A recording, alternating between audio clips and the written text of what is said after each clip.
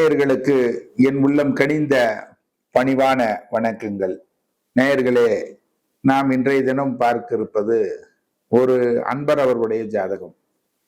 இவர் தஞ்சை மாவட்டத்திலிருந்து கடந்த 6 ஆண்டுகளுக்கு முன்னால் என்னிடத்தில் பார்த்த பரிச்சயம் அவர்களுக்கு உண்டு. மீண்டும் அந்த தம்பி அவர்கள் வருடத்திற்கு ஒரு முறையாவது அலைபேசியிலோ அல்லது நேரடியாக தொடர்பு கொண்டோ என்னிடத்தில் ஜாதகம் பார்த்த பரிச்சயம் உண்டு. கடந்த 2 மாதத்திற்கு முன்னால் இந்த தம்பி அவர்கள் என்னிடத்தில் ஜாதகம் பார்க்க கரூர் அலுவலகத்தை வந்திருந்தார். முதலாவதாக கிரகத்தினுடைய அடையும் டேட் ஆஃப் பர்த் சொல்கிறேன். 7/12/1984 பிறந்தவர். 5:50 PM பிறந்தது கும்பகோணத்தில். பிறந்த லக்னம் அவருக்கு ரிஷப லக்னம், ரிஷபராசி, ரோகிணி நட்சத்திரம். பிறக்கும் போது முதல் பாதத்தில் பிறந்தவர். இருப்பு பாருங்கள், 9 வருடம் 2 மாதம் 26 நாட்கள் நடைமுறையிலே. அதற்கு அடுத்தது ராகு திசை, அதாவது செவ்வாய் திசை முடிந்து ராகு திசை முடிஞ்சு தற்போது குரு மகா திசையிலே அவருக்கு புதன் புத்தி முடிந்து இப்பொழுது சற்று கேது புத்தி நடைமுறையிலே தொடங்கி இருக்கிறது. அவர் ஏற்கனவே என்னிடத்தில் பார்த்த பரிச்சயம் உண்டு. வருடத்திற்கு ஒரு முறையாவது என்னிடத்தில் பார்ப்பார்.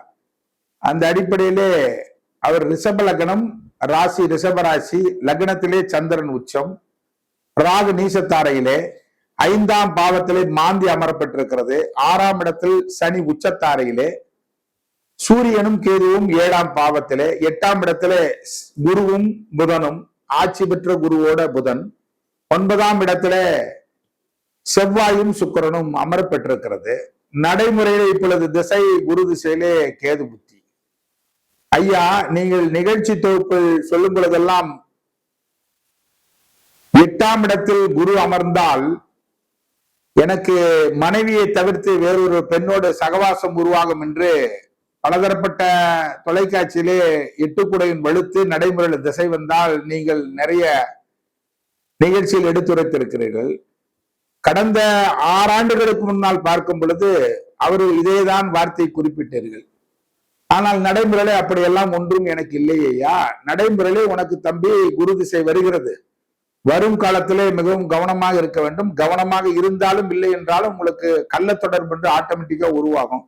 இல்லையா, என்னுடைய மனைவி நல்ல அழகு, பரஸ்பர ஒற்றுமையோடு நாங்கள் வாழ்ந்து கொண்டிருக்கிறோம் என்று சொன்னார். நீங்கள் அப்படி இருக்க வேண்டும் என்பதற்காகத்தான் சொல்லுகிறேன். ஆனால் கிரகத்தினுடைய நியதி உங்களுக்கு சனியும் சுக்கிரனும் பரிவர்த்தனை பெற்றிருப்பது ஒரு வகையில் சிறப்பென்றாலும் 7 குடையவன் செவ்வாய் பாருங்கள் சுக்கிரனோட கூடியிருப்பது ஒரு வகை மைனஸ். ஆனால் இருப்பினும் 8இல் இருக்கக்கூடிய குரு நடைமுறையில திசை வரும் காலத்தில் உங்களுக்கு அப்படியெல்லாம் ஏற்படும் என்று சொன்னேன். காலங்கள் உருண்டோடியது, காட்சிகளும் மாட்சிகளும் மாறியது. அதே போன்று இவர் மிகப்பெரிய வர்த்தகம், அதாவது டிரான்ஸ்போர்ட் தொழில், பெரிய லாரி எல்லாம் வைத்து பஸ் வைத்து டிரான்ஸ்போர்ட் நடத்துகிறார். கரெக்டா குரு திசையில் குரு புத்தி வரும் பொழுது இவருடைய அலுவலகத்தில் நிறைய பெண்கள் வேலை செய்வதுண்டு. அப்பொழுது ஒரு பணிக்காக ஒரு பெண்ணை அப்பாயின்மெண்ட் செய்கிறார். அப்பொழுது இளம் வயது பெண், திருமணமாகாத இளம் வயது பெண், கிட்டத்தட்ட வயது பாருங்கள் அந்த பெண்ணுக்கு 24 வயது. இவருக்கு அந்த குரு திசையில் குரு புத்தியில் ஆட்டோமேட்டிக்கா அது காதல் என்பது கள்ளக்காதலாக உருவெடுக்கிறது. அன்றைய தினம் மீண்டும் என்னை பார்க்க வரும்போது, ஐயா நீங்கள் சொல்வதை போல என்னுடைய வாழ்க்கையில அந்த மாதிரி ஒரு அமைப்பு ஏற்பட்டிருக்கிறது. இது எனக்கு கண்டினியூட்டி ஆகுமா இல்லை கட்டாயிடுமான்னு. இந்த குரு திசை என்பது மொத்தம் 16 வருடங்கள்.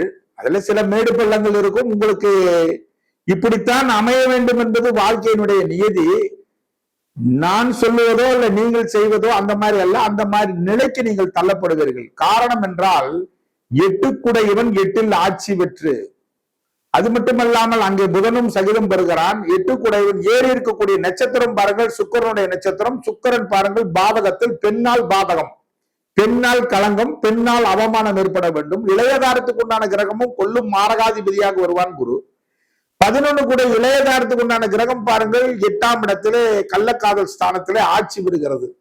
இடைமறைக்காயாகவே உங்களுடைய வாழ்க்கை உருண்டோடும்.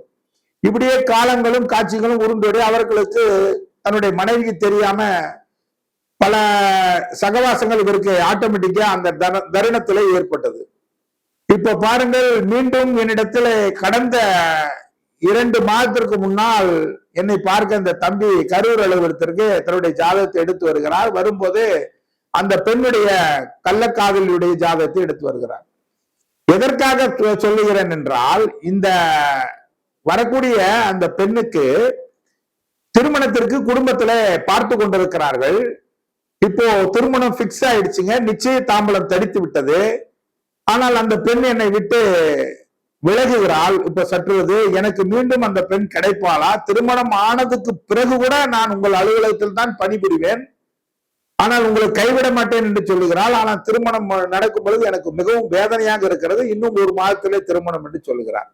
அதாவது என்னதான் உங்களுக்கு பிரிந்து இந்த காலச்சுவடலில் திருமணம் நடந்தாலும் அந்த பெண்ணுடைய ஜாதகத்திலே மேசலகணத்திற்கு 7 சுக்கிரன், அதனோட சந்திரனும் பின்னப்பட்டிருக்கிறது. அவர்களுக்கு யாரை திருமணம் செய்தாலும் அவர்களுக்கு முதல் வாழ்க்கை தோல்வியில் தழுவப்பட வேண்டும். அது மட்டுமல்லாமல் சனி பாருங்கள், இளையதாரத்துக்கு உண்டான கிரகமும் அந்த பெண்ணுடைய ஜாதகத்தில் வலுப்பெற்றிருக்கிறது. 8 குடைவன் செவ்வாயும் வலுப்பெற்றிருக்கிறதுனால் அந்த பெண் திருமணமாகி மீண்டும் விவாகரத்து ஏற்பட்டு மீண்டும் உங்களுக்கு கை பாவையாகத்தான் வர வேண்டும் என்று ஜாதகத்தினுடைய நியதி.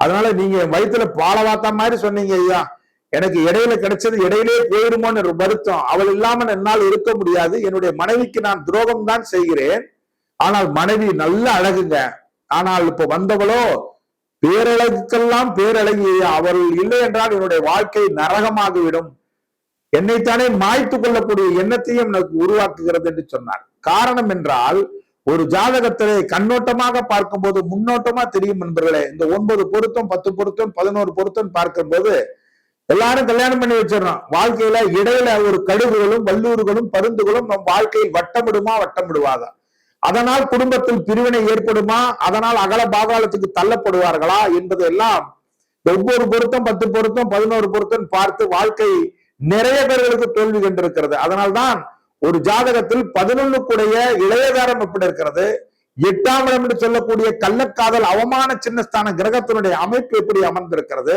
அது மட்டும் இல்லாமல் சனியும் சுக்கிரனும் பரிவர்த்தனை பெற்றதுனாலதான் அவர் முதல் குடும்பத்தை விட மனசில்லை, ஆனால் கள்ளக்காதலியும் விட மனசில்லை. காரணம் என்றால் இவர் ஜாதகத்துல அந்த மாதிரி அமைப்பு 7இல் ஒரு கிரகம் உச்சம், 7 குடைவன் செவ்வாய் உச்சம் பெறுகிறான். அதனால மனைவிக்கும் இவருக்கும் தேவையில்லாத விரிசல்களை ஏற்படுத்தக்கூடிய தருணம் இப்பொழுது நடைமுறையிலே குரு திசையிலே கேது புத்தி, அதற்கடுத்தது சுக்கிர புத்தி. இந்த 3 ஆண்டுகள் நீங்கள் மிகவும் கவனமாக இருக்க வேண்டும். அதனால் தேவையில்லாத விரிசல்கள் ஏற்படும். மீண்டும் அந்த பெண் உங்களுக்கு கைப்பாவையாக வரக்கூடிய அம்சம் உங்கள் ஜாதகத்துல உண்டு. காரணம் 8 குடைவன் 8இல் ஆட்சி பெறுகிறான் அல்லவா. அந்த அடிப்படையிலே ஒரு ஜாதகத்தை கண்ணோட்டமா பார்க்கும்போது முன்னோட்டமா தெரியும் என்று சொல்வதை போல பொருத்த பந்தத்தை பார்க்கும் பொழுது நிறைய பேர் மேட்ச்ல எடுத்துட்டு வருவாங்க. ஏங்க ஐயா திடீர்னு இதை பார்த்தோன்னே வேணான்னு சொல்லிடுறீங்களே, 3 விதமான ஜோசியர் ஓகேன்னு இருக்காங்களே, பின்னாடி அவருக்கு கள்ளக்காதல் வருமா, இல்லை உங்களுடைய மகளோட வாழுவாரா வாழ மாட்டாரா அப்படிங்கிறது நிறைய நிகழ்ச்சி தொகுப்பில் நான் எடுத்து சொல்லியிருக்கிறேன். அந்த அடிப்படையில் தான் திருமண பந்தத்தை பார்க்கும் பொழுது 7ஆம் இடம் எப்படி இருக்கிறது, 3ஆம் இடம் தாம்பத்திய போகஸ்தானம் எப்படி இருக்கிறது, முதல் தாரம் இல்லை இளையதாரம் அல்ல கள்ளக்காதல் ஸ்தானம், 3ஐயும் நாம் சூட்சம ரீதியாக ஜாதக ரீதியாக பார்த்துத்தான் அவர்களுக்கு அமைக்க வேண்டும். மீண்டும் அடுத்த நிகழ்வில் சந்திப்போம். வாய்ப்புக்கு நன்றி கூறி விடைபெறுகிறேன். நன்றி, வணக்கம்.